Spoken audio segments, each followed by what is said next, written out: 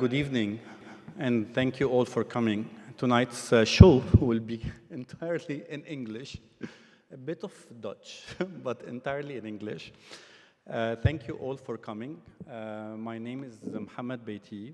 I'm the Business Development Director for GLC Paints, and I'm an adjunct professor of color at AUC. I'm very thrilled, very happy, very tensed to be here tonight. Having the first episode of the Color Talks. I'm going to start with a very short 1-minute movie by GLC, and then we'll get the show starting.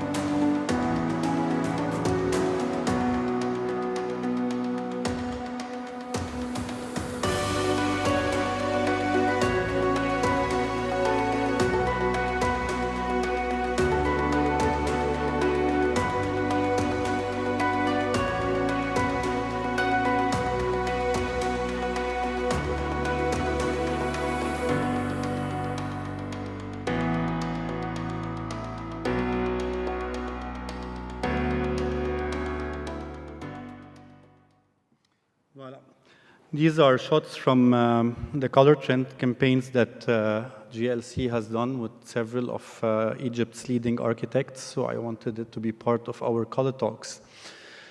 I'm going to read a little bit, Malishi. Color is the start of everything that is life. It's the first language that kids learn. It influences our everyday decisions, choices, emotions. Picking the right color can make or break a deal. There's no one better to talk about color than my very, very, very close and dear friend, Judith. Judith is Dutch. She was born in the Netherlands. Her initial dive into color came in her first job as product planning specialist at Kawasaki Motors, where she was the only European and the only woman on Kawasaki's Japan-based design team. Later, she served as senior color designer at Avient Colorworks, which designs innovative and increasingly sustainable polymer-based colorants to the manufacturing sector, and was creative director of Color Forward, a global color forecasting guide. These positions allowed her to travel the world to present social and consumer color intelligence to cross-industry professionals, designers, and marketeers. Today, she is the captain of her own ship. She is the founder of a beautiful agency, shall I say, or color intelligence agency called the Color Authority. She's the VP of membership in Color Marketing Group, where she's been very active for over 15 years in positions including president and member of the executive committee. So without further ado, I think Judith for the next 10 to 15 minutes will take us on a beautiful color. So please, all of you, welcome Judith Van Vliet.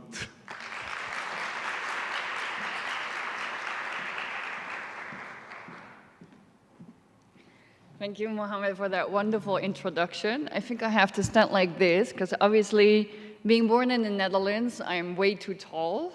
So let me just... I'm going to try that. There's a few Dutch people, I think, in the audience, or at least people who have lived in the Netherlands, so I have come to understand. I just want to thank the American University of Cairo for obviously having me here, and GLC Paints for inviting me. It's my first time in Egypt, it's my first time in Cairo, and I'm super excited. I was asked to present to you who I am, of course, but what I do. What are my experiences? To me personally, I'm just a very normal girl that fell in love with color when she was young. And then I actually had the biggest luck in the world that I could actually make a job out of my passion, out of my hobby, and actually pay my rent with it. So I think that means I'm one of the luckiest persons in the world. No matter what you do in life, if you actually can make money out of your hobby, your passion, you're doing very well. Actually, now I'm automatically complimenting myself. That was a very Dutch way and a very Dutch thing to do. I imagine you're all here because you love color. Who loves color? That's okay. Who works in color? Okay. And who wants to learn everything about color so that they can, okay, earn their money with color? That's a good thing. Well, color is a continuous journey, as you can see here on my slide, because I've been in color since 2007, and I'm still learning. Like every time that I meet a color expert, such as, for example, also Mohammed himself, I learn something. So it's never ending. And I think that is also something, when you learn something, you can never stop learning. You can never stop studying. You never come to that end. At least that's also what my grandma would always say. So what I help my clients with is to speak to their clients, so their customers, through the language of color. Because color is a language, and everybody can learn how to speak in color. It's a very powerful language. I think you all know that 85%, I personally think it's more, but 85% at least of all our decisions, of everything that we buy and do in life, are influenced by color. Only 5% of the time we know it's because of the color. So 95% of our decisions are actually unconsciously made. So picking up the wrong color for a product or a service is a very big issue, as you can understand, for anybody that here also has, for example, their own product line, their own design, or their own company. I think you already know a little bit about me, but yes, I have my own color intelligence, apparently, but my own color consultancy. Actually, I dropped out of my company in the midst of COVID. I started a podcast on color because I thought people needed to know more about color. That was frowned upon within the industry I was working in, and then I decided, okay, then I quit. I do not suggest to anybody to do that in the middle of COVID, of course, when you're sitting at home. But for me, that was the best decision I ever made in my life. So careful with those decisions, but when you feel it here, like when you feel, this is here is also where you feel color. Color is here. It's not here, it's here. It's in your heart, it's in your gut. So when you feel something over there, you know you have to go for it. And that's what I did. So this is my podcast. It's all about color. Not only, it is also about anybody who is even close to the color industry, anybody who works in design, who is working with sustainable pigments, who is working with color psychology. Those are people that I will interview because I think they have something to teach. And as soon as you have something to say about color, I want you to bring it out to the world and for everybody to listen to. Because as soon as you have a computer, a cell phone, and Wi-Fi, you can listen, obviously, to everything, of all the information that's out there. And one of the persons that I interviewed is Leatrice Eisman. I think you all know the Pantone color of the year. I think even my mother knows what the Pantone color of the year is. And I interviewed her, and I just want to show you just a very small segment of how she picks the color of the year. Because nobody just picks a color because they like it. And nobody ever selects a color or discards a color because they don't like it. Those are the first two rules when you work in color. I have example. What we do is try to arrive at, again, the symbolic meaning behind the colors is very, very important. Again, it's not just a question of, oh, we haven't done this color before, isn't this a hot color, you know, isn't this a great color? It's got to be more thoughtful than that. And I think that's what people have really responded to, is the reasoning behind it. So the reasoning behind color. Okay, so you need to have a storytelling. So you need to have a reason why you pick a certain color for your service and for your product. How? That's the big question, right? And that's, I know what you're also learning this in your classes here with Mohammed, but that is also why color is so important. Color is everywhere.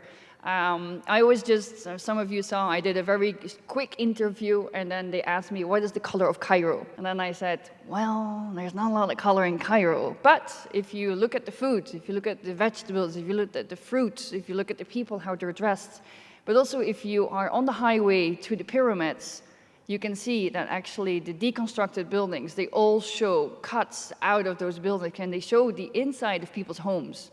And the inside of your homes, there's a lot more color than in other parts of the world, trust me. And so you know color. So I'm not sure if I can actually teach you anything, but I'm going to try. So color is important, as I said. 85% of our decisions are influenced by color. So we cannot neglect color. That's absolutely not an option for anybody. Kandinsky, of course, was one of the first, besides Isaac Newton, of course, in 1883 or 86, who was studying light. But Kandinsky was the first, or one of the first to read, or actually to write a book about it. It's called The Color Theory, and that was in 1911. And he already would say that color would make the human soul and the human psyche vibrate. He said that it has such an influence. For example, red excites us. Blue is calming, but can also cause a paralysis. So this is interesting. Not everybody knew, but Kandinsky was a synesthete, meaning that when Kandinsky saw color, or when he listened to music, he saw color. So he had actually multiple senses that were connected. So you have a lot of people, not a lot of people, there's people that, for example, when they eat food, they see color. When they listen to music or when they see words, they see color. So that's actually a condition. I don't have that condition, but I interviewed somebody who has one, and it's very interesting. It's confusing for some people, but it makes you understand that color is part of our everyday life, but that that's also its taste, its flavor, its passion, and its love, of course. When we talk about very quickly about colors, and I already had a discussion about white with a young gentleman here in the audience. This obviously is Zaha Hadid's famous design for the Moscow subway station. When you use white, just to have a very quick introduction into what I do, but also what color psychology is, white is pure, but white is also sterile. White normally is used when you want to show people lines, when you want people to focus on the shape or on the texture. But also if you want a space, obviously, to be clean. Within a white space, however, feelings and emotions are rather neutral. So if that's what you're looking for, I guess white is a way to go. Apple uses white mainly to show that they are innovative, and they want the focus to be on the technology and the innovation, less so because color can also be distracting. So if you do not have color, so the absence of color creates a focus on shape, form, and design. So Zaha Hadid understood that very well, and I think she's famous for that design as well. But when you look at James Turrell, one of my favorite color designers, or actually artists. Obviously, he's American. If you've had the luck, you've seen some of his work. Definitely orange is a color, because it's a mix, obviously, of red and yellow. It actually makes you a little bit hungry. But it also is the perfect color for communication. It's the perfect color to be together in a space. It's actually the perfect color for us today, being together, socializing, because this is a very energizing, but it's a very social color as well. So let's quickly go to yellow. Yellow is one of those colors that is all about energy, because it's about the sun, but it's the color of hope. But it is also the color of intuition. So as soon as you're surrounded by yellow, or you're wearing yellow, for example, you're connecting to your yellow chakra, which is behind your belly button. And that is actually the chakra that connects you, with who you are, what you want in life, what are your objectives, and where do you want to go? And then these are the heels that obviously kill our backs, but I think there's a lot of women that love Christian Louboutin. His red is actually a famous red, and I think we've all read about the red dress. Red attracts the eye. There's nobody who can get away with not being influenced by red. Red means muscle strength is improving. It means you're breathing quicker, your heart rate goes quicker. So nobody escapes the effects of red. Hence, the lady in the red dress attracts the eye. And she also, when she's a waitress, for example, she earns more money than those who are actually wearing other colors. That's an interesting fact as well. Christian Louboutin actually had to fight for his red soles. An idea that came when he was looking at one of the paintings of Andy Warhol called Flowers. And he saw one of his assistants lacking her nails in a red Chinese nail polish. And then he got the bottle out of her hands and he put it on the soles. And that's how the famous red soles were actually born. And then Luis Barragan, one of my definitely one of my favorite architects. Rosa Mexicano, which is a national color of Mexico. And then this lilac. These combinations normally are not combinations you often see together, but actually they are creating something that actually now says Mexico, it now says Luis Barragan, but it actually is a combination that many years ago was not to be seen. Those were colors you were not supposed to put together. And now we're finally in a world where you can actually put any color together however you want. Chefchaouen in the north of Morocco, obviously they actually made this small city blue after the influx of Jewish refugees, because for the Jews, blue represents the sky. So this is heaven. And this is one of these places that is painted blue each and every day.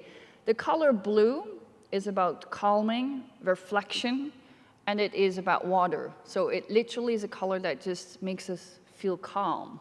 So one of the important things about what I'm saying right now is when you also select a color, it's not just about what you want, what you like, and what are color trends, which I'll get into as well. But you need to understand what are the emotions and what are the feelings behind a color. What can they trigger? And then, of course, the borealis. Green actually is one of these colors that's a bit of a difficult color because it is about nature, it's about sustainability, of course, in today's world. But in the old days, it was about poison. It is also about the monster of Loch Ness, which, again, they're looking for. I don't know if they're going to find it, but I heard they're, again, spending a lot of money to find that monster. Green is a very contradictory color. So also that, and it's obviously a color which is very, very important to this region as well. So you need to know what colors mean, but also you need to know what they mean in the region or in the country that you are producing or designing for. This is actually my cat. Her name is Chiquita. I have a lot of questions about black.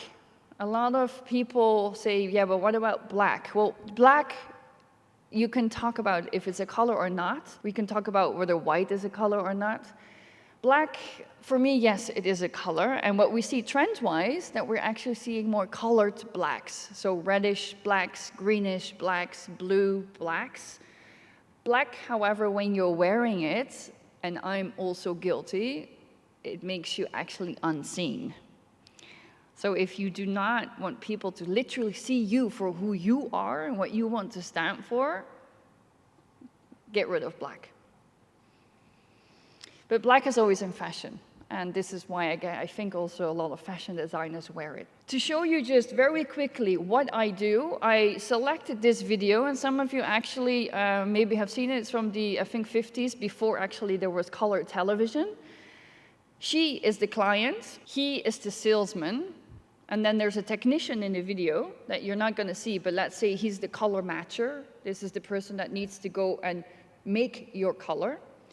And what I do is I do the translation of what happens between these people. And you'll understand after the video what happens and what... You'll tell me if she's happy in the end, okay? Never mind, you two go and help Gussie in the kitchen. Now, Mr. Fidelford, we'll talk about the painting. Okay. I had some samples. Oh, here we are.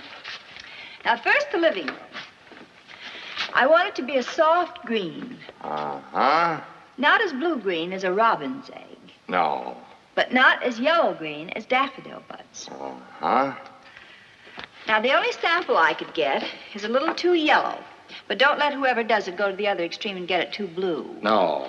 It should just be a sort of grayish yellow green. Uh-huh. Now, the dining room, I'd like yellow. Not just yellow, a very gay yellow.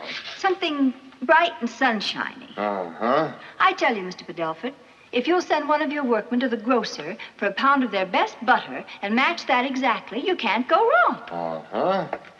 Now, this is the paper we're going to use in the hall. It's flowered, but I don't want the ceiling to match any of the colors of the flower. No. There's some little dots in the background, and it's these dots I want you to match.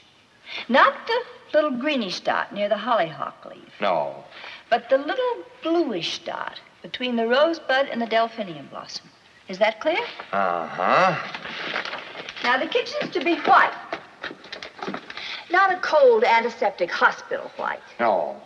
A little warmer, but still not to suggest any other color but white. Uh-huh. Now, for the powder room, in here, I want you to match this thread, and don't lose it. It's the only spool I have, and I had an awful time finding it. As you can see, it's practically an apple red, somewhere between a healthy wine sap and an unripened Jonathan. Uh-huh. Oh, excuse me. You got that, Charlie? Red, green, blue, yellow, white. Check. She's gonna be happy when she comes back home? I doubt that. So she is imagining her life in that new home with her husband, with her children, dinner with friends and family. That's here, that's what I said. That's not up here, it's in our hearts, it's love, it's our intuition, it's our passion. And the translation, and this is funny, this is from the 50s. This still happens today. Every time there's a designer who has a vision, and it has to go to a coatings company, a master batch company, anybody who's gonna make the color so that your product may shine, there's miscommunication constantly, because you speak an emotional language of color. Technicians don't. Technicians, they just like blue, red, white, yellow. So that's what I try to do. I try to be a vehicle between this. That's what I do personally, but that's also what technically most people in Color Marketing Group do, so CMG, and that's also where Mohammed is also a member, and that's where also we met again. We met a few years back in London, but now we met again at Color Marketing Group as well. Color Marketing Group is the premier association for color experts and color professionals. So anybody in the world who works in color can become a member. And I can tell you the reason why I'm on this stage talking to you about color is because I went to that very first meeting of Color Marketing Group in Berlin in 2007. And that's where I met my people. It's been existing since 1962. It is a not-for-profit. Yes, headquarters are in Washington, D.C., but as I said, anyone in the world can become a member. And we have a global membership base. So it's a member organization, a member for a member. So it's the members that create the content, the forecast, the trends, for example. We only have one staff member, and the rest of it is just all of us sharing our love, our passion for color. And I think this is one of the only organizations within color that does that on a global base that also is not for profit. I've been a member since 2007. I've been a president for 2 years as first non-American. And these are my people, these are my colleagues. When I have one question about, for example, color in Egypt, I can just call up one of my people within the organization, and within a day, I have more information. This is very valuable to have people like that. There's a lot of companies, as you can see here, that are actually part of the organization. So yes, some of them are competitors. There's competitors sitting at the same table, because in the end, we want the same thing. We want to share about color. And we do forecasting, color forecasting. So it starts with future thinking, as you can start here. Future thinking is thinking not about next year, next 2 years, it's the next 5 to 10 years. This is not color, this is mega trends, macro trends. Things like digitalization, urbanization, climate change, what is happening, we talk about that, and we create these trend stories that then go into the chroma zones. So those stories are then translated into color directions, per region. We have regional steering events. So unfortunately, I have to say we do not have a Middle Eastern region. Middle Eastern region normally comes to the European meetings. Also, of course, they can go to Asia Pacific, or they can go to Latin America or the North American events. They should, I know, but we have somebody who's offering himself. It's a volunteer organization. I volunteer, and I hear Mohammed is volunteering right now. Okay. And then we present the World Color Forecast, which actually we presented 3 weeks ago. We presented the colors for 2025 online. So also an easy way to attend. Color context is then a way to actually apply color. So then we look at how we can apply those colors from 2025 in different industries. So in transportation, in food, in interior design, in retail. Color Marketing Group is for all of you, I can tell you. If you are in color, and we're also opening up a student membership as of next year. So that's also something exciting, I think, for you guys to look out for. What I want to show to you quickly is the 2024 European video. We just did 2025, which unfortunately I'm not allowed to show for non-members. But just to give you a vibe of what's happening. So these are the colors for Color Marketing Group globally. So you have the different regions, as you can see here. And I'm just going to very quickly show you the European video so you get an idea of what color trends look like, what are their stories, and how you represent those colors within those stories.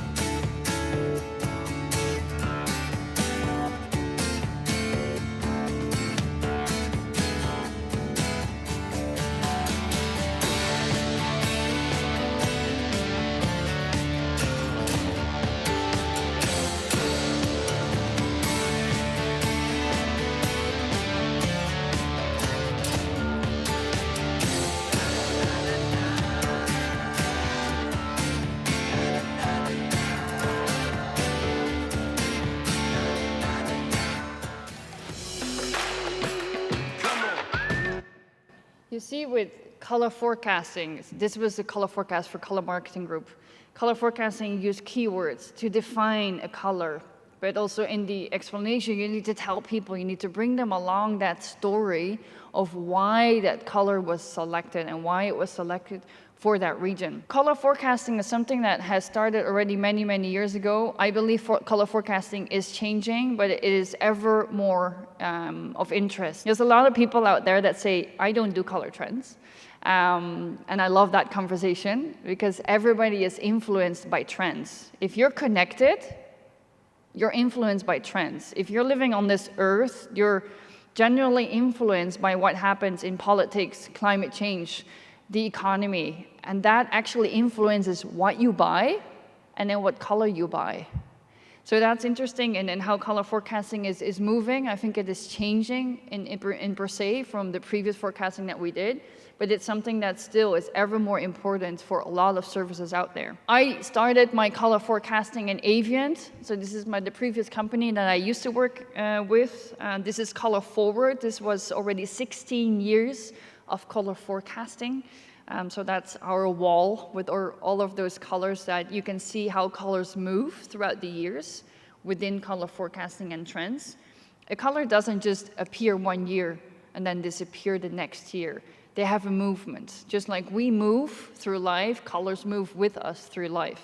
As Mohammed said, I was part of the team of Color Forward. I was a creative director. So every year we produced Color Forwards, which was then predicting the colors for the master batch industry. So anybody who would produce anything in plastic, they would come to my presentation. So that means anybody who worked for Procter & Gamble, Unilever, L'Oreal, all your shampoo bottles, to anybody who here drives a car, Ford, Porsche, no matter JFK, everybody uses color, and obviously plastic, fortunately or unfortunately, is in many products. So that is what I did for 10 years of color forecasting for the manufacturing industry within the, technically Europe, but let's say that this is a global tool. This is what the tool looks like.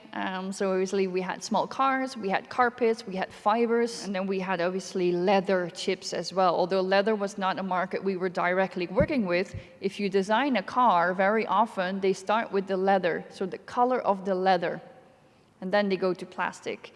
So it was a good way to actually always have the leather pieces there before they actually selected the color for the plastic for the inside of the car. Color trends in general is something that I still do because of my history within color trends. I'm asked very often to do color trends. One of my clients is Comex Pinturas in Mexico, and they invite me for their color week. So they have like 4 days, and they invite the architects out of the whole country, and we talk about trends. We talk about what's happening in Mexico, what's happening in the Mexican consumer life, and how can we translate that into the colors that people want to put in their homes in the next couple of years. So this is the color palette that I did for them for 2022 with the 4 trend stories, and then obviously the storytelling. As I said, there's not only color, there's a story behind, there's a reasoning behind you select the colors. This is a company so it's a paint company, but they only work in Mexico. So it's 4 days, as I said, and we're flown into this beautiful location, and the only thing we talk about, how are people feeling? How are Mexicans feeling? What are they doing in life? What are they eating? What are the new foods that they're cooking with, for example? And that all gets translated into the colors of the future. I also did the colors for Heim Textile Trends for 2024, 2025. For those of you who are in textile design, Heim Textile is one of the biggest fairs out in Frankfurt in Germany, and I was part of the color selection for that. All of the colors that you're seeing here are actually colors that are influenced by natural pigments. So just like you have your beautiful natural pigments here in Egypt, you can actually dye naturally. The only thing, obviously, when you dye naturally with natural pigments, the pigment obviously loses color quicker. So that's something that you have to understand. It's more sustainable, but you have to understand that, for example, my dress in sunshine and washing it will slowly lose color. So that's a part of color in the future. If we want to go with sustainable color, that we need to accept. So that's what we did for Heim Textile. These are the colors actually for those. But as you can see, Mother Nature actually has quite bright natural color pigments. We all think that's not possible. It actually is possible. So these are the colors that we designed for new sensitivity for Heim Textile, for the textiles, for the upcoming 2 years actually. Feel the touch of nature. Talk to the people around you. Listen.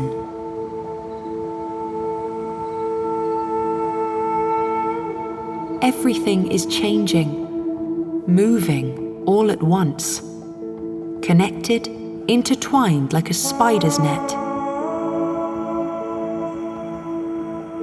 each affecting and enforcing the other. And so, the textile industry takes on a new starting point to ensure a positive transformation for all. Bioengineered solutions, plant-based textiles, and cutting-edge technology pave the way for sustainable practices, heightened environmental awareness, and considered product cycles, propelling the industry towards a promising future with an approach of new sensitivity.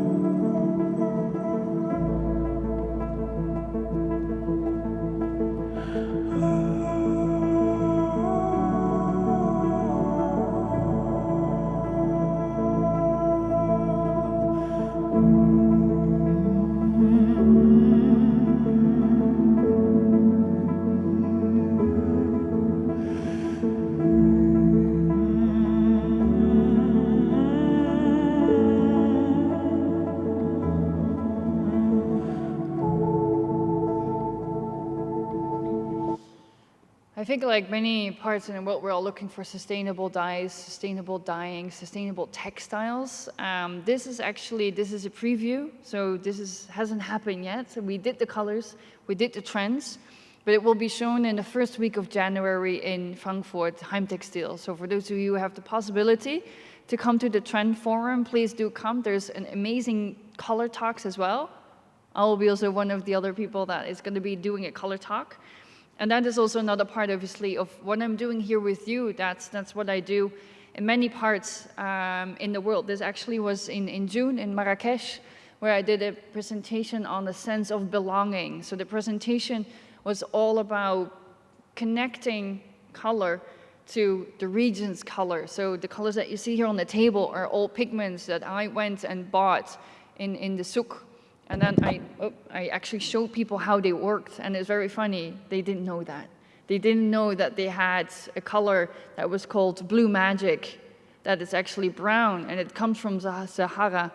And when you put oil or water, it becomes the Yves Klein blue, the one that is also used for the gardens of obviously the famous gardens next to the Yves Saint Laurent museum in Marrakesh. So it's amazing what our earth has to offer in color. Maybe it's time to start using it, right? So that's, for example, a talk that I did in Marrakesh. I also do a lot of branding. Now, this is completely out of different, this is Vide. This is the first sustainable snowmobile in Sweden. And I did their branding colors. So there's also a video about that. I'm not going to bother with you. You're probably going to get cold in this air conditioning looking at snow. But it's very funny that color is everywhere. And that's what I'm trying to show you. It's in textile. It is with clients like Braun. In Germany, I work a lot with that brand. It is in Mexico in paint. But it's also in snowmobiles in the north of Sweden. Color is everywhere, and it matters. Color truly, truly matters. It matters in what we eat, how we dress, and how we feel well in our spaces. The color consultancy, of course, is also a big, very big part. I don't have a lot I can share here because, unfortunately, I very often have to sign NDAs. I did not have to sign an NDA with Riviera, again, a textile company that I did a full cruise, hospitality, and outdoor card with. So they asked me to design new colors for that particular market. So imagine your life on cruises or in hotels and hospitality. This is just an example slide of the reds that I developed. So these are the reds. This is not necessarily only trend work, but this is work for the outdoor industry, as you can see here with beautiful examples from Paola Lenti as well. It's a way of how you present color. It's a way of how you bring your customer along the red story so that they actually will apply red. And they use this presentation to then go to their clients to then sell, obviously, their yarns, but also to sell color in the end. Press is important. I do a lot of interviews. I know Mohammed does a lot of interviews as well. Writing about color, getting a positive impact about color, sharing about color, because there's a lot of people that are afraid of color. There are a lot of people that don't know how to apply color. And that is what we're all here for. So writing for magazines, whether it's, this is from AD, so Architects Digest in Latin America. I wrote a color about color in Latin America. This is something that we all enjoy doing, but this is also very much part of bringing the knowledge about color out there. And I think that is my presentation. Thank you. Thank you very, very much. That was very inspiring. Thank you to the audience. Is everyone okay? Enjoying this? My students? Yes, I see you all. I'm going to start by a very, very common question that you ask all your guests. Judith starts every single podcast with the exact question. What is color? So I'm sorry, but it was the obvious thing to start this conversation with. I chose a painting by Etel Adnan because she's originally Lebanese, French, and she says that color makes visible what the person is trying to say, but silent. What is color for Judith Van Vliet? Well, color is definitely my way of living because it's everywhere. For me, it is life. And this is a reply that a lot of people gave. But for me, definitely it is life because, as I said, I am the luckiest person in the world because I get to work with color on a daily basis. And I get to learn about color, study about color, and share about color every day. But I personally would not imagine my life without color. I think that would be the end of me. I think this would be the end of a lot of things. Thank you. That was very, very personal. Within the design community, we often refer to the power of color. I always tell my students, I always lecture, I say, color has a hidden power. As a color expert, how do you explain our behavior towards color? And does color really influence our decision making? Well, there's research, and they say that it's between 50 and 85% of our decisions are actually made through color. So our brain, the first thing our brain connects to is smell. So that's the first thing when we are somewhere. But obviously, when we're digitally shopping, there's no smell, not yet. I think they're trying to figure out that one too. The second information that arrives to our brain is color, but color is connected to shape. So that's why selecting the right color for a given shape is important because not all colors can go on any material or all shapes. That's also something you have to be very careful with. So in my humble personal opinion, it is definitely 85% of our choices, but we don't know. So we don't know, but according to how we're feeling that day, we will pick a certain color. Or maybe because I always use the Nivea brand. You know, Nivea, the Bayersdorf brand, one of my previous customers. The blue. it's a product that a lot of people today still buy because grandma would use it on you when you were having a dry skin or a scab skin or when you were at the beach, for example. So it's nostalgia. But it's about the blue. And as soon as you're in a supermarket and you see that blue, you know it's Nivea. And that is power.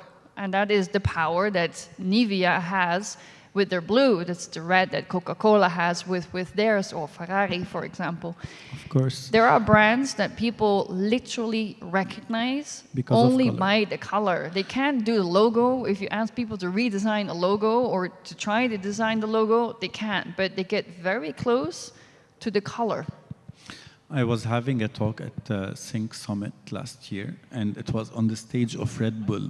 So I literally had the blue and the silver without anything, and I asked everyone, what is this? It's a Red Bull. It didn't have any logo, anything, just blue and silver. And color has an amazing power over us, over our decisions, over how we move and feel. And this is what I tell everyone, that if your water is brown, you'll not drink it, because you know it's a decision made and based entirely out of color. Color is also instinct. Because color in the previous, and we still have that in it's survival instinct. So if something has a certain color, you know whether you're in danger or not. So that is with food, but it's also with obviously nature, spaces, it's with movement and shape. So actually it's something, that's why it's here, right? It's innate, it's our instinct, it's our survival instinct as well. So that's also how color has even a bigger power than we are actually acknowledging. I agree. You should all go back home and look for the color tonight. I'm so tense tonight that I had to write my questions down. I usually have them by heart. The word sensorial has been often used on several fronts and keeps on popping every time we discuss new products. We have seen a shift within establishments. So corporations recruit sound designers, light designers, and even olfactory designers. I mean, all the hotels in the world, good hotels in the world, they have a specific smell that you smell every time you get in there. It's just like Nivea, because you feel comfortable. You just feel that I've arrived. These sensorial attributes, they're connected to us, sound and light. Do you believe that color has the same weight in triggering our memory and generating customer loyalty? Yes and no. First, again, it's always olfat. So smell will always be the first, and it's the strongest. It's often used with Alzheimer's and dementia. For example, rosemary actually is very good to remember things of the past. Yes, color has the power to actually traumatize you. So if there's moments in your life that you were not, that something happened to you and there was a certain color present, it's very likely that you cannot stand that color. So you can ask yourselves all right now, what is the color you don't like, but really don't like? It's actually, don't tell us, by the way, because it gives a lot of information about your personal life and your personal color trauma. But actually, to know what is your favorite color or not your favorite color, questions here. Suha over there has a trauma of a specific color that I learned off, and then you have to stay away from it all the time. You too? I believe everyone has a traumatic. I've used Tiffany as after. I have few questions left. So my fourth question is, me personally, I'm an Apple guy, like a hardcore Apple guy. And for me, I believe that Apple is the epitome of slickness in design. Apple reintroduced purity in design. I believe that Dieter Rams was the predecessor of Steve Jobs for a reason or another. In one of your podcasts with Erica Kelter, you discussed users' experience, the touch, the feel, how colorblind interacts with specific products, places you're supposed to touch and others you're supposed to slide your hands on. How crucial is the role of color in UI, UX? Because these are things that are really given to us. We put our earpods, we put our headsets, we have our machinery, but really everything has been studied for us to touch, not to touch, or to look at. So, but it's a sensorial thing, it's a tactile thing. What about color in all these, especially that Apple is pure white? Well, Apple was not always white. Yes, that's true. They had the Bondi Blue Beach. That was obviously when, so Apple was obviously beige, and then they almost closed down. Yes. And what happened to Apple? Why did they survive? They introduced color. That's how Apple survived. This is the same with Nokia. Okay, Nokia literally is not here anymore. But that was not because they didn't have color. At the moment that Nokia was not doing well, they introduced color and they actually survived on the market and they got a bigger market share. I think with the whole touch, sense, and feel, I think within COVID, this has accelerated. Okay. I think we humans, we need to be together, first of all, but we need to touch, we need to feel. And I think within COVID, not having been able to actually touch many things, or at least then we'd had to disinfect, this is something that we're now seeing back. So there's a lot more haptics, and I think this is very human to actually be in touch with things, and that we use elements such as Apple, whether it's the iPhone, whether it's the watch, they're an extension of ourselves. But when the color is not the right one, how can it be part of our personality? So the color is the part of not only user-friendliness, so color indicates you what is indeed, as I said, safe. Green button, you know something is on. Red button, something is off. It's functional. Color is functional as well in main markets. But it is also something in the product with Apple, it's an extension of who you are as a person, and it's an extension of how you want to feel as well. With Apple, so careful, because with certain haptic textures, color change. So applying that same color on different types of textures and materials, there's changes in color. So this is also something when you do color application, you have to be aware what happens to color on different materials, because that's where it gets tricky, really. I agree, and I believe that Apple survived after reintroducing the translucent, colorful stuff. You've been reading and researching a lot into neuroaesthetics, and then it's the science of color, if color heals or not. Do you believe that color heals? That color? Heals? Yes, I believe color heals. Really? Yes. How? He's skeptic, right? You can see that he is like, explain. I mean, I'm skeptic. I'm not. I believe in energy. That there's a positive energy, negative energy, etc. When I'm in I told you I was at the Tate for Olafur Eliasson, Omar's favorite designer and mine, and I saw the sun, and the yellow color did something to me. But to the extent of healing? To the extent of healing, especially with those here that I think there's a few people that have color traumas, you can actually heal that trauma.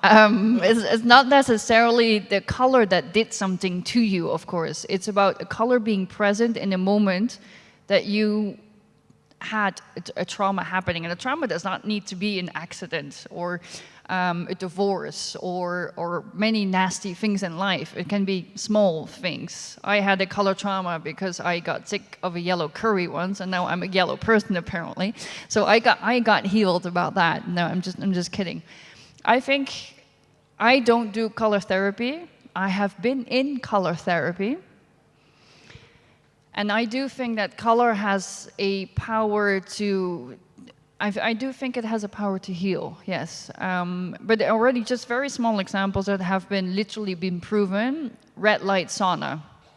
Red light sauna on your back, so red light literally on your back is warming up, it's heating up, and it heals a lot of issues within our gastro system. This is a proven scientific one. The circadian rhythm. Yes. So blue light in the morning to wake you up and freshen you up and literally give you a kick But blue light in evening screens everyone is not healthy. It actually creates insomnia. So color can do a lot for you, but it can also not be that great to you. Yeah. That I believe in. So how you can be cured? Another word du jour is sustainability. We keep on saying sustainability. Every designer we speak to uses the word sustainability. Yet each fashion house has around, and we have Kiram in the house, has around 6 collections every year. We tend to consume more because we want to stay up to date in trend, in fashion. Does color enable consumerism? Oh my God, Andy Rohal is back. Okay. I think the future of sustainability and of color is that when you buy something that you love, so you buy it in the color that you love, or the color that does something for you, you do not throw it away easily. And that's the same, but that's not just color. It's about design, it is about the material, it is about the user-friendliness of a product. Again, coming back to everything that Dieter Rams has designed, those are products to last. So making products to last is also about making them in the color for your consumer, because they love that color and they will not get tired of it, rid of it. And this is why everything is being custom made as well. I mean, customization is the new big thing. We believe, you and me, that color communicate without the use of words.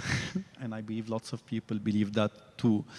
Given that I teach color, how can graphic designers, because we are in a design department, how can graphic designers use color to better deliver a story? And I've used Manuvo by Pentagram. I was talking to my students about it today. It's an app to teach migrants, to educate migrants in the US. And actually, they've used colors that are not split complementary, not complementary. It's a very weird and beautiful use of color. So how can graphic designers, designers in general, but specifically graphic designers who's designing, use color to enhance, to bring to life, to make something stand out in their design? Well, I think you said it spot on, the storytelling. So first of all, you need to have your story, but you cannot create a story if you don't know who you're talking to. So if you know who your audience is, who your market is, the industry, even age, for example, how old are the people that you're talking to, this will already give you an idea what their color likes are. I personally, so I'm an old millennial, but I personally hate it when they say, that's a millennial color. And I think Generation Z hates that too. They were like, what do you mean Generation Z color? I have my own style, I have my own color. I'm not part of this, and that's about the personalization. But in the end, there are commonalities within segments. There's commonalities within the Generation Z, what they like and what they don't like. There's commonalities with people that come here on a boat or on an airplane or walking, and how they feel, colors that they communicate with, culture, maybe colors that culturally remind them of home, for example. And in this case, I think colors that are also, in case you are colorblind, these are colors that normally not a lot of people are colorblind for, yes, that they can see them. And then, so I think the answer to here is know your audience, know who you're designing for. And it's not about designing what you like. It's not about designing, it's nice if you like your design, of course, but it's not about only using the colors that you like as a person, or not using the colors that you don't like, for example. Sometimes a color that is not among your favorite color is the right color for the product because it fits with the shape, it fits with the line, it fits with the font that you've used, or simply it fits the scope. So research is very important, and to stand out in the end is literally to be yourself, and never, ever copy paste. Never, ever. Never ever copy paste. Thank you very much. Yesterday we had, I have two more questions for Judith and then the floor is yours. Yesterday Dima asked you something very specific, my dream car. She asked you how, she's very intrigued, Dima's here somewhere, I cannot see, hello. Dima teaches graphic design at GUC. She asked you, how do you choose a color on a specific product? She was intrigued by that and she specifically asked about cars. So I'm asking you, as a color consultant, people come to you and tell you, we have a new Rolls-Royce that we're launching in 5 years, 6 years, 1 year. We need you to help us select the color for it. What's the process for selecting a product, a color for a product, and making sure it lasts and it's relevant? That's probably a year of work. So I'll try to explain a year of work in just a few seconds. Well, first of all, you need to look at the brand, what the brand represents. One of the, I think Brown, I think most of you know Brown, kitchen appliances, Brown, DeLonghi, Kenwood, of course. I work mainly with Brown, so I can talk about Kawasaki, but everybody knows Kawasaki is green, which is obviously my previous company. I'm not going to talk about Kawasaki in the automotive industry, but I think with Brown, for example, what I try to do with Brown, which is very important, is to look at who they are. Dieter Rams was obviously the main designer years ago for the brand, and that is to be respected. He brought a huge heritage to that brand of simplicity, simplicity mainly, user-friendliness, and that it had to be long-lasting.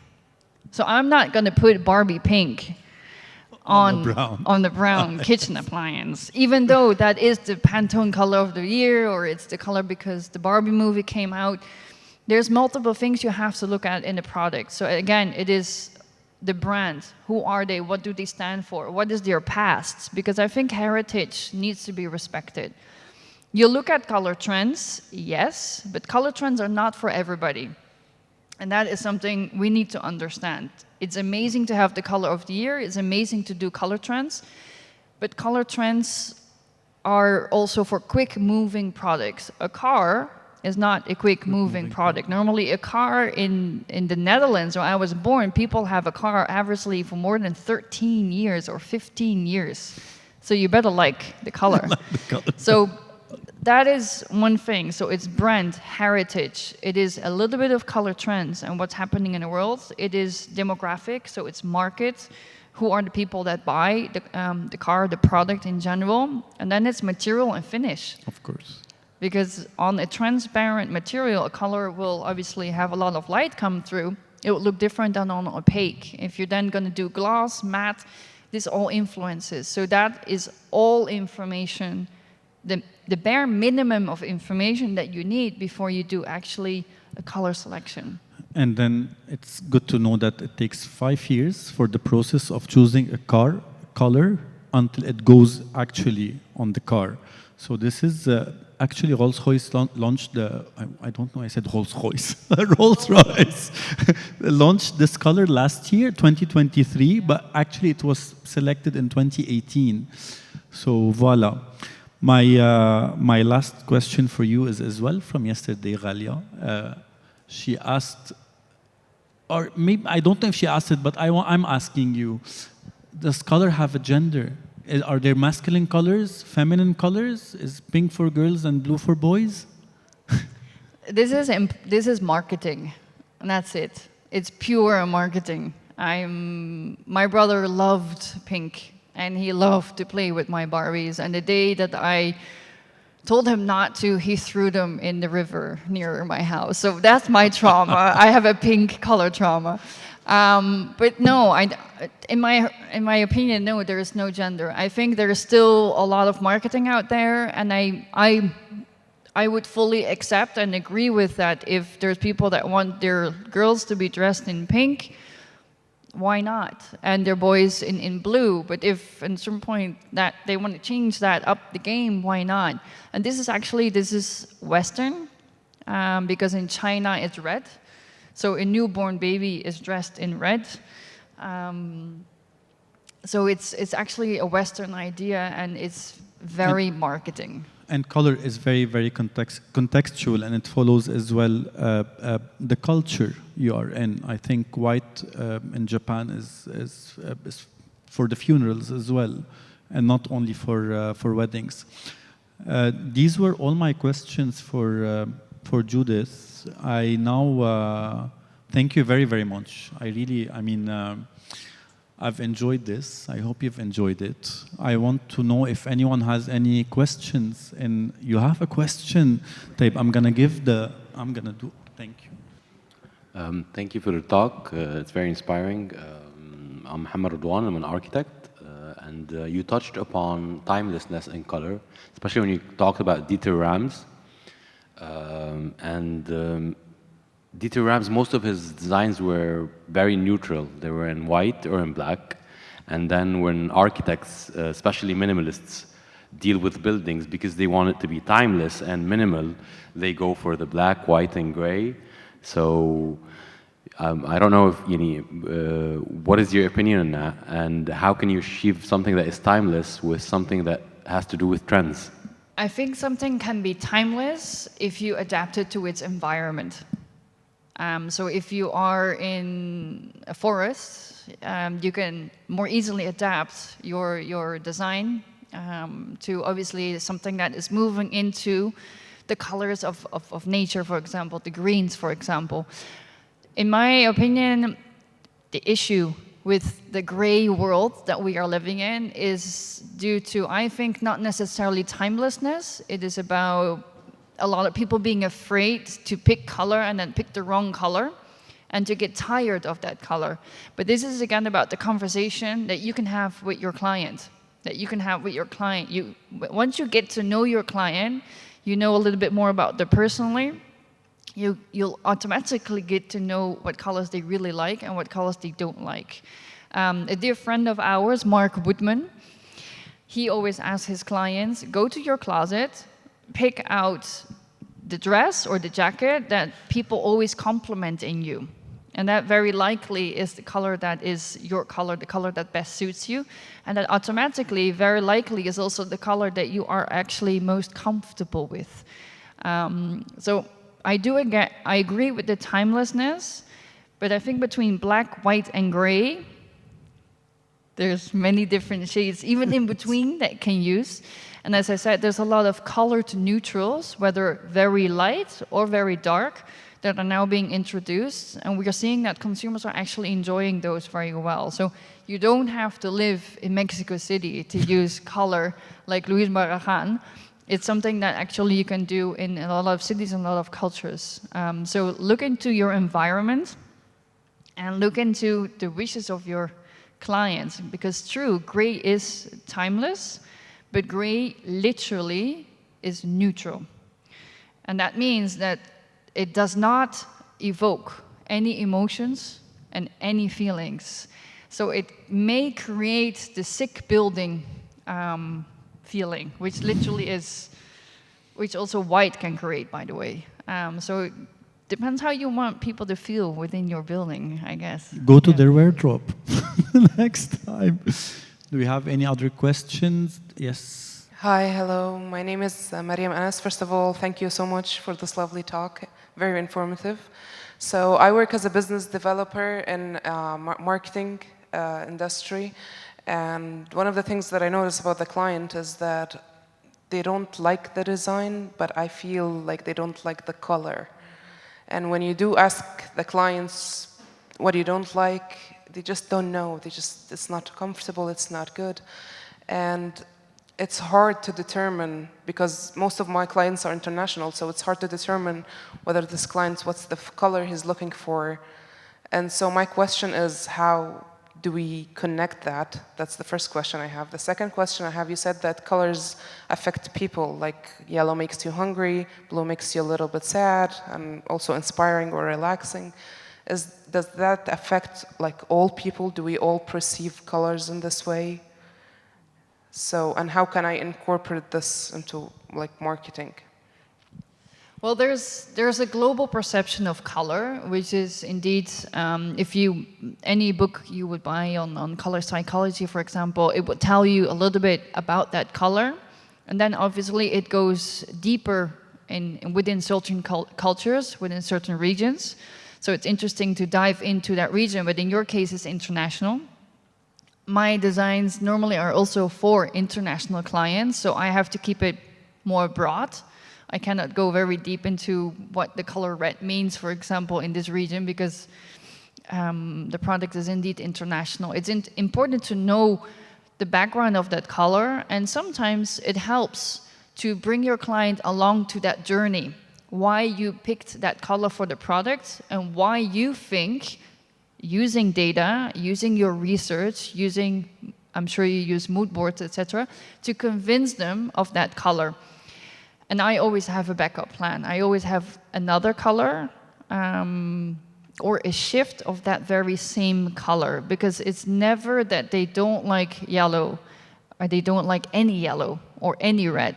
It's probably that particular shade. So very often you can go back to your client by changing the shades. For example, adding more white or adding more black. So actually you're not even changing the color or the chroma of the color. You're just making it lighter or darker, for example. And sometimes it's just literally very much asking that question, or exactly having the backup. So you have your red design, and then you show your blue design, and then just see what happens. Literally, be silent and see what happens. If then, yes, they do like it. Or go back to them after a few days with your new design, but simply you just maybe change one line and you change the color, and then for you that gives the information whether it is indeed the color or if it's something else. Because I know what you're going through. A lot of clients, sometimes they can't say it, but it's just a no. But very often that probably it is the color. Yeah. And I've been in many rooms. She should invite them to the journey, to the story. Yes. Make them part of the story.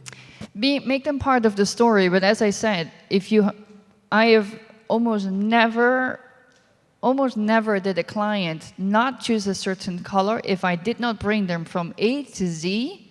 Z was the color. All of my choices and my research, the story.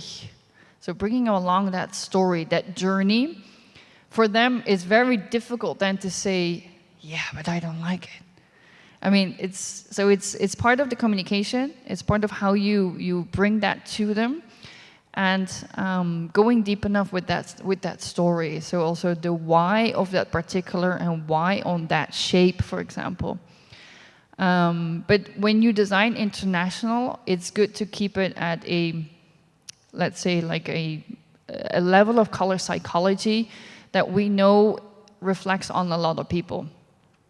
But this is the difficult part of color, and this is what everybody needs to understand. Color is not and never objective. It has different reactions with everybody here. Because if I say red, everybody in this room, 100% sure, is thinking about a different red. 100% sure. There's no way that we will thinking about the same red. So this makes color so complex, but powerful as well, because they ignore your design probably because of color. So that's how strong it is. So that's why, again, the right color on that design for that client is difficult, but once it goes, it will fly off. So good luck. Any other question? Yes, we have. Hello, good evening. I'm very happy to be here to hear your talk. It was very interesting, by the way. I want to ask you a question. I want to know who decides the color trends of every year and how you choose them. Okay. Thank you. Color trends normally are a collaborative work. So that means you have multiple people at the table. They've all done their research, and very often they're not only designers. These can be people who are marketeers. They can be people who are artists. It's people that obviously always have their eyes and their ears open, because that's what you need to do when you do forecasting. Trend forecasting or color forecasting, it's people that travel, it's people that see the world, they talk to people, and they research. So anybody here can be a color trend forecaster, but normally it's a collaborative group of people. And I think one of the things that a lot of people think about forecasting is that it's this magic group, secret masonry group that is picking up the colors, and then everybody, just has to adapt. Color forecasting actually is the result of looking at all of you people here in the room, observing you, and translating those behaviors and those values and needs into color. Because we all have needs, we all have values, which are continuously changing, we all have needs, which are also continuously changing, and that's why there's always the need for a new product, and that's why there's always a need for a new color. But it's not a secretive group that does this. You can all be part of that if you do your research. And we don't push color trends onto the market. It is literally a translation of what is happening in the world into stories and then into color. So Color Marketing Group does this as the only not-for-profit. And then there's many companies that do color forecasting, of course. Any other question before we... My question is related to something very interesting you have said, related to the connection between the color and the form and the materials or textures. So my question is, how can I figure out this connection or relationship between the colors and shapes and materials, and what is the guide that I can follow to know more about it? Thank you. I think, so generally this is the world of CMF, color, material, and finish, which always used to belong to the automotive industry, electronics industry, HP, Apple, they all have CMF designers. Actually, CMF is now something that you can study. You can also study it at Color Marketing Group, because we now also do education. So in October, we have the online Connect, and here we have experts in MF, and they actually teach online how you can do that. So first of all, I would say start trying. So start literally, I mean, it's also fun. Like you have a shape on a given material, and it's only with your eyes that you can see how color changes when you apply color on this material, on that material, and with a different texture. There's obviously also companies you can work with, depending on what material you're working with, they can help you with this. So you give them the color and the material that you want to work with, and they can help you with that. But it's something that it's every day more important. So the only thing is there's no rules. There's no rules like on a round shape, you can only do red color. It's not like what Kandinsky did in his painting, right? Because that was his intuitive way of putting only certain colors on certain shapes. But texture and material completely may change a color. And that is something in the design process you need to be aware of. So if you want to learn about it, I would suggest, yes, there are workshops on this. There are studies on that, which you can obviously attend to. And sometimes it is also you just literally, if you have a studio, just try it. And you will see the differences with the different textures and different embosses, transparency levels. Color is changing due to obviously light absorption. And that is an important thing to understand when you design. Thank you all. I hope you were not long. Thank you, Judith. Thank you. There are lots of people I would love to thank. The GLC for sponsoring this, AUC for being part of this, Jochen, Mai, Nagla, V for filming. Thank you all for coming. This is episode 1. Episode 2 would be on the 17th of October, hopefully. Thank you very, very, very much for gracing us tonight and for accepting our invitation. And have a lovely evening, everyone. Judith is here if anyone wants to ask her any questions. شكرا جزيلا. تصبحوا على خير. Thank you.